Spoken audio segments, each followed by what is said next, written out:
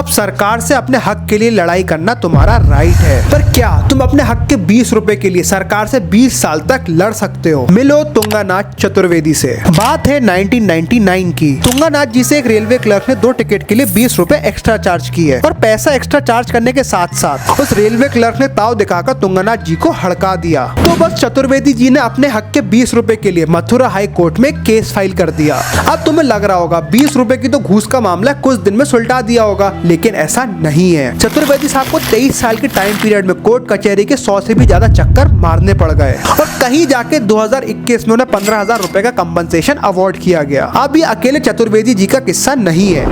23 साल की जब घटना हुई थी तब थी वो, कितने समय खुशियों का आया होगा, लेकिन हमें उनकी खुशियाँ बहुत कम याद आती है। हमें हमेशा दिमाग में जो उनको तकलीफ मिली वो याद रहता है। द इनफेमस निर्भया केस, जिसके सारे विक्टिम्स के बारे में हर एक इंसान को पता था। उधर भी निर्भया को जस्टिस मिलने में पूरे 8 साल लग गए।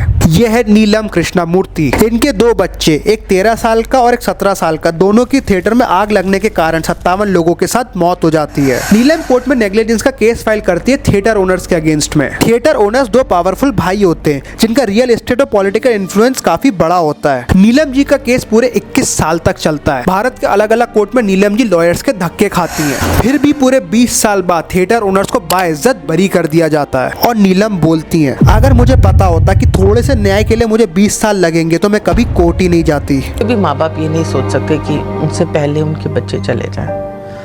जैसे कहते हैं कि किसी कभी भी सबसे मुश्किल काम है माँ बाप को बच्चों की अर्थी को कंधा देना। इन सारे केसेस ने कहीं ना कहीं हमारे इंडियन जुडिशरी सिस्टम की वीकनेसेस को एक्सपोज किया है और इस वीडियो में अपन इंडियन जुडिशरी सिस्टम में पनप रही कुछ बीमारियों को समझेंगे।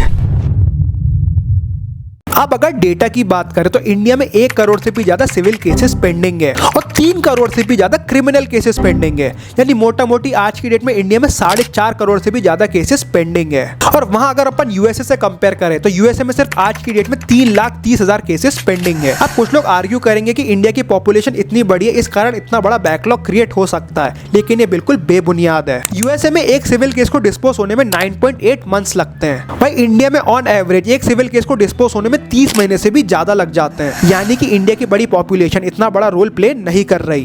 टोटल प्रेगनेंसी देश में लगभग 5 करोड़ होने वाला है। एक और बहुत बड़ी प्रॉब्लम है नंबर ऑफ जजेस। इंडिया में हर 10 लाख केसेस पे 21 जज हैं।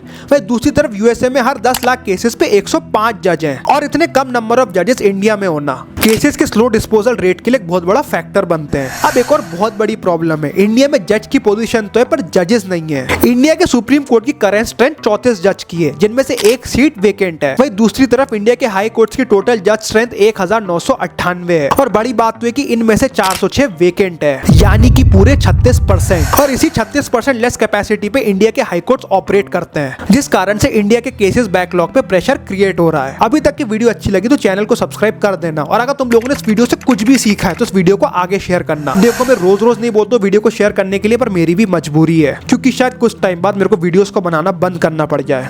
अब जजेस को लेकर इंडिया में एक लास्ट प्रॉब्लम को डिस्कस करते हैं, रिटायरमेंट एज। इंडिया में लोअर कोर्ट के जजेस 60 पे रिटायर होते हैं, हाई कोर्ट के 62 पे और सुप्रीम कोर्ट के 65 पे। ये नंबर काफी ज्यादा कम है। तुम लोग यूएसए से कंपेयर करोगे तो यूएसए में जजेस की कोई रिटायरमेंट एज नहीं है। अगर जज चाहे तो मरते दम तक अपनी ड्यूटी को परफॉर्म कर सकता है। दूसरी तरफ ऑस्ट्रेलिया, कनाडा, यूके, जापान जैसे देशों में जजेस की रिटायरमेंट एज 70 से 75 साल के बीच में होती है। अब तुम लोगों को 5-10 साल का डिफरेंस इतना बड़ा लग नहीं रहा होगा, लेकिन थोड़ा ऊपर से देखो। इंडिया जहाँ पे केसेस का इतना बड़ा बैकलॉग है और 36% से भी ज्यादा जजेस की पोजीशन वेकेंट है, वहाँ पे 5-10 साल की एडिशनल सर्विस बैकलॉग को क्लियर करने में हेल्प कर सकती है। अब प्रूफ्स को फैब्रिकेट कर कोर्ट का टाइम वेस्ट करना तो इंडिया में सालों से चला आ रहा है और कोर्ट्स के ऊपर लोकल पॉलिटिशियंस का इन्फ्लुएंस कई सालों तक कोर्ट्स की फंक्शनिंग को डिले कर देता है। तारीख पर तारीख, तारीख पर तारीख, तारीख पर तारीख, तारीख पर तारीख मिलती रही है, लेकिन इंसाफ नहीं मिला मिलोड। और इसका बेस्ट एग्जांपल आज की डेट में अपन सबकी नजरों के सामने the Pune ports incident. Details about the night of the accident now reveal how MLA Sunil Tingre was approached by the Agrawal family to get involved in this case and to use his clout so as to let the accused in this case be kept away from the case. ये बात सामने आई कि उन्होंने juvenile accused का sample लिया था, लेकिन उसने उसको डस्टबिन में फेंका था और उसने एक किसी और व्यक्ति का सैंपल से उसको रिप्लेस करके उस पे उस जुवेनाइल एक्यूज्ड का नाम लिख करके उसको फोरेंसिक लैब को भेजा था।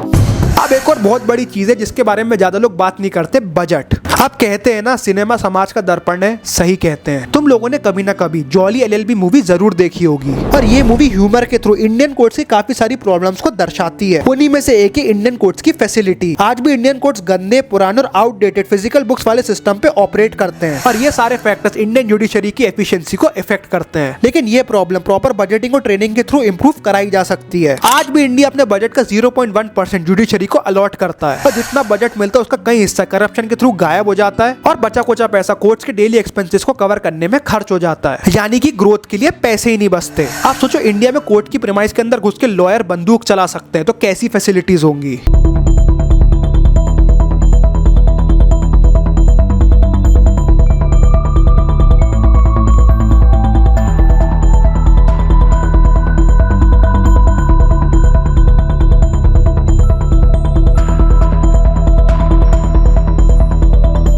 अगला है केसेस की हैंड पिकिंग। कई सारे मीडिया आउटलेट्स और रिसर्चर्स बोलते हैं इंडियन कोर्ट्स केसेस की हैंड पिकिंग करती है या फिर कोई उनके लिए केसेस को हैंड पिक करता है। अब 2019 में एक रैली में राहुल गांधी जी ने बोला था कि ऐसा क्यों है कि सारे चोर जैसे नीरव मोदी, नरेंद्र मोदी के नाम के आखिर में मोदी होता है।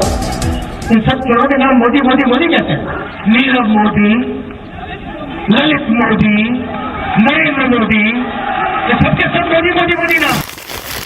और ये स्टेटमेंट कहीं ना कहीं मोदी कम्युनिटी के लोगों को डिफेम कर रहा है। अब जब 2019 में केस फाइल होता है तो केस अपनी पेस पे चलता है, ना बीजेपी इतना प्रेशर बनाती है ना कि कांग्रेस। पर अचानक से 2023 में जनरल इलेक्शंस के 2 महीने पहले मोदी चोर एक केस वापस गर्मी पकड़ लेता है और इस केस के थ्रू कहीं ना कहीं राहुल गांधी की इलेक्शन कंटेस्टिंग के ऊपर स्टे लगाने की कोशिश की जाती है। अब तुम लोग खुद बताओ मारा मारी जनरल इलेक्शन से 2 महीने पहले क्यों? इंडियन जुडिशरी के साथ खिलवाड़ करने के लिए। अगर बीजेपी ने कीचड़ में हाथ मारा तो कांग्रेस ने भी मारा। और कांग्रेस का बेस्ट एग्जाम्पल है द शाहबानो केस। शाहबानो एक मुस्लिम वुमन को लेकर इंडिया के सुप्रीम कोर्ट ने एक लैंडमार्क जजमेंट पास किया था। तो कांग्रेस ने वोट बैंक पॉलिटिक्स के चक्कर में एक लॉ ही पास करा दिया जिसने एक झटके में सुप्रीम कोर्ट के ऑर्डर को खारिज कर दिया। अब केसेस की हैंड पिकिंग हो, पॉलिटिकल इन्फ्लुएंस का दबाव और लिटरली कोर्ट के ऑर्डर्स को लॉ के थ्रू ओवरटर्न करना, ये सारी चीजें हमारे और कोर्ट के टाइम और रिसोर्सेज को बुरी तरीके से एक्सप्लॉइट करते हैं। और एक्सटर्नल फैक्टर्स का इतना स्ट्रॉन्ग इन्फ्लुएंस हमारे इंडियन कोर्ट्स पे बहुत बड़ा कारण बनता है आज की डेट में केसेस बैकलॉग का। अब वैसे शाहबानो के केस में मैंने सेपरेट डॉक्यूमेंट्री बनानी है, उसका पूरा सीन 5 मिनट के अंदर समझने के लिए तुम्हें टाइम स्टैम्प के ऊपर वीडियो का लिंक मिल जाएगा, चेकआउट कर लेना।